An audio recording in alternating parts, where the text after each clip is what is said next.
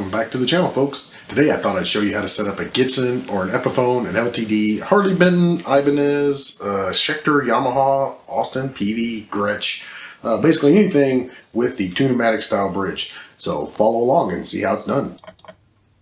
First we check the neck relief or bow in the neck. You do that by using a capo at the first fret or fretting the guitar at the first fret, and then fretting the guitar at the body joint.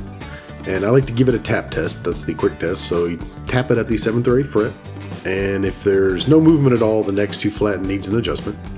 Now, a business card is a good stand-in if you don't have a set of feeler gauges, but don't use a shiny, fancy business card. They're usually a little too thick. It's just the average plain types that are around that thickness.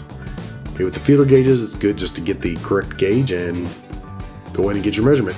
You're trying to fit it in there without the string moving or seeing if there's a gap.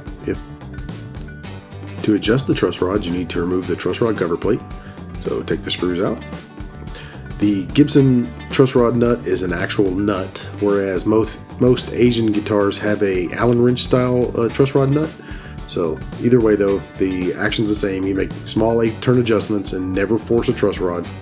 If a truss rod won't turn, take it to a luthier. If it's too flat, you need to loosen the truss rod to give it some bow. Or if the neck has too much curve, you tighten it to make the neck flatter. So again, be very careful and make small adjustments. Then check your work afterwards to verify that you have the correct relief. Next, we'll set the string height or adjust the action. You'll need a string height gauge or a ruler with a very fine increment of measure. Then at the 12th fret, you want to measure the distance from the bottom of the string to the top of the fret. You want to do this for both the low E string and the high E string because the measurements are different. And to adjust the actual string height, you loosen or tighten the screws on the bridge. Remember to let the tuning off before you loosen the screws because it will make it very tight. The same process goes for the thumb wheels. It's just a little harder to do because, again, they are thumb wheels. It takes quite a bit of force.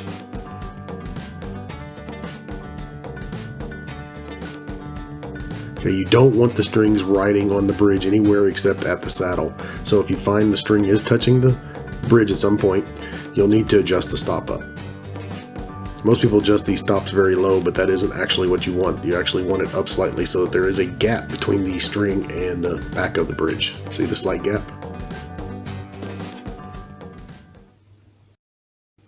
Next, we'll set the intonation.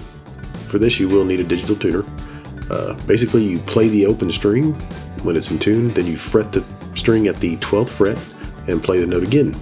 If it's flat or sharp, the intonation needs to be adjusted, which means you need to move the saddle back or forth. Basically, if the note's flat at the 12th fret, you adjust it towards the neck. Be sure to pull the string out of the way so you don't break it with the Phillips or the flathead screwdriver. If it's sharp, you simply adjust it towards the rear.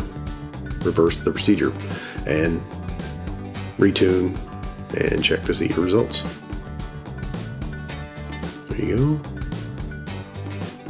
And rinse and repeat for all 6 strings. Last, it comes to adjusting the pickup height.